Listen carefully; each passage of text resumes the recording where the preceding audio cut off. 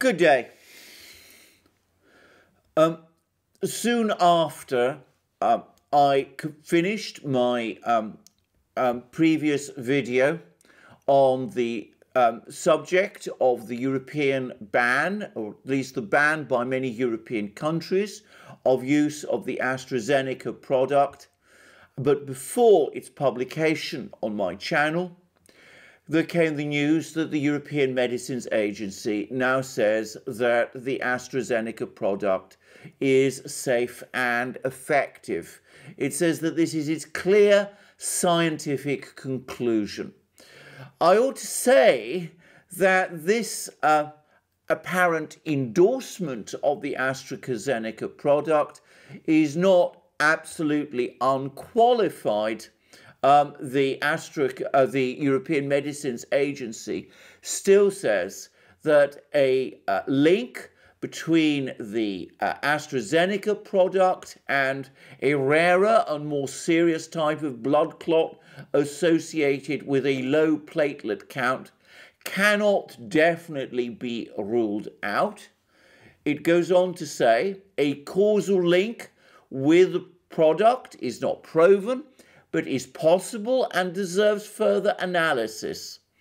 However, Emma Cook, the head of the European Medicines Agency, on Thursday said that the agency's investigation had concluded that the AstraZeneca product was not associated with a potential risk of blood clots.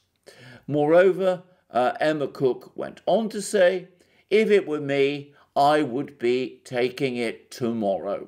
So there we are. And unsurprisingly, and exactly as I predicted in my previous program, a screeching U-turn across Europe is now underway. Germany, France, Italy, and Spain have all said that they will resume using the AstraZeneca product as part of their pandemic program. So, this episode seems to be over. It has been a very bizarre and very strange affair. And frankly, I have some difficulty understanding it. But as I said in my previous program, the European Union realistically had no choice but to make the decision which it has now made. Briefly, there simply aren't sufficient supplies of alternative products of this kind to make up the difference if the AstraZeneca product is not used. Pfizer is already fully committed to all its customers and just does not have spare doses to provide. And the only realistic theoretical alternative, Sputnik V, is essentially ruled out for political reasons. So given that this is so, it is unsurprising that a decision has been made, almost certainly, by the way, at political level, to clear the AstraZeneca product again for use in the European Union and to give it at least a green light once more, despite the continued qualifications that it might in some situations cause blood clots. That ought to have been understood and predicted right from the outset, and I have some difficulty really generally understanding this. First of all, I'm not a scientist, as I often say. I'm not a doctor, but I've looked at the statistics. It doesn't seem to me as if this association of the AstraZeneca product with blood clots is especially strong, and I wouldn't have thought that it would be a reason to justify stopping use of it on its own.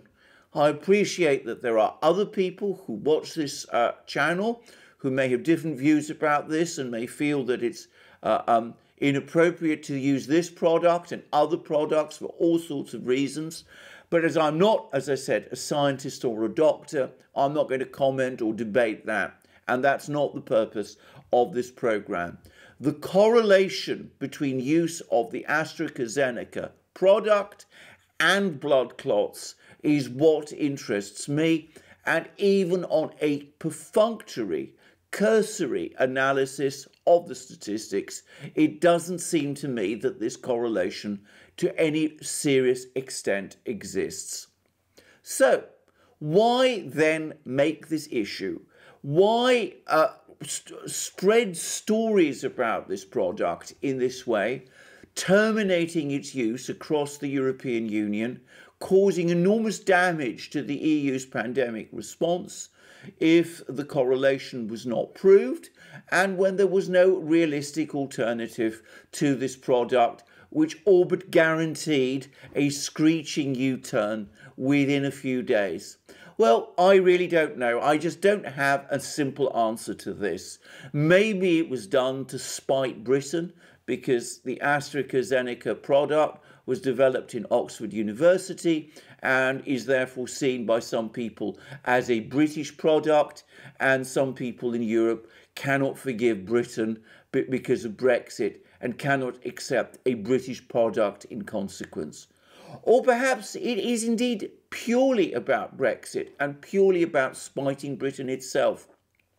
Again, it may not just be that the AstraZeneca product was developed in Britain, but the fact that Britain appears up to now to have had a more successful pandemic response with medications, and this annoyed some people in the European Union, and perhaps they thought or hoped that if they cast doubt on the AstraZeneca product and its use in the European Union, that would knock support for it in Britain itself and derail the entire British programme.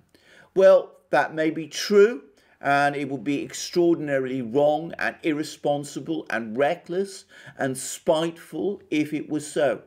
Or perhaps there's another reason. Perhaps it's all about this war the European Union has been waging against AstraZeneca. If you remember, just a few weeks ago, Ursula von der Leyen was talking wildly about how AstraZeneca had behaved inappropriately and wrongly by not providing the European Union with all the doses that the European Union was expecting.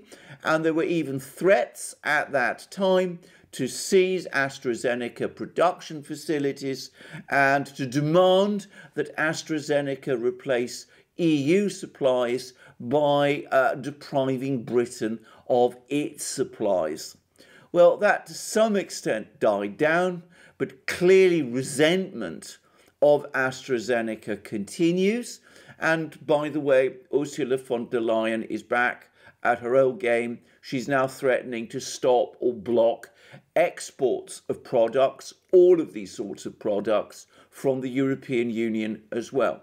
So it might be all of that, or it might be something, again, even more straightforward, which is that the European Union, having come in for a great deal of criticism, and especially some European governments having come in for some great deal of criticism because of the failure of their pandemic medication response programs, they're once again trying to justify this failure by saying that it's not really their fault, that the entire problem is that the products that they've been provided by those awful British don't really work very well, and that's really why this whole thing hasn't worked out as it should have done. I simply can't answer this question. It may be that some of these theories are the correct ones. It may be that all of them are. I mean, I think that a full investigation of a sort that one can absolutely guarantee will never happen might find out the truth. But as I said, I doubt that we will ever be told.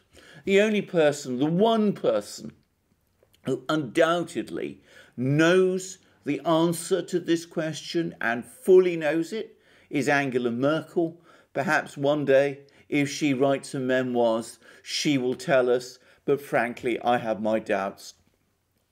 One thing is indisputable. The damage has now been done. I don't think there is any possibility at all that across the European Union, faith in the AstraZeneca product will be fully restored. There is, after all, large numbers of people across Europe who resist accepting any medications at all. The European governments have acted in a way that is going to heighten their resistance to the taking of such medications. So it seems to me that it is likely, given the way in which this whole affair has been bungled and botched, that we will continue to see resistance to accepting the AstraZeneca product, despite what the European Medicines Agency says. And in light of that, we will probably see that Europe's pandemic response will continue to stutter and fail as the months proceed. That, unfortunately, will lead to some further unhappy consequences. Probably more lockdowns. Already there's talk of a further lockdown in and around Paris. Probably more delays in reopening the European economy. Quite possibly a deepening economic crisis in southern Europe. This is the price the European electorate is paying for the serial incompetence and misjudgment of its leaders. Thank you for joining me on this program. I look forward to you joining me for more programs on this channel. Please also look up our other channel, the Duran, where I do programs with my colleague and friend Alex Christoforou. You will find links to both our channels under this video. You'll also find links to Alex Christoforou's own channel and to the channel where we publish our interactions with our viewers in our live streams.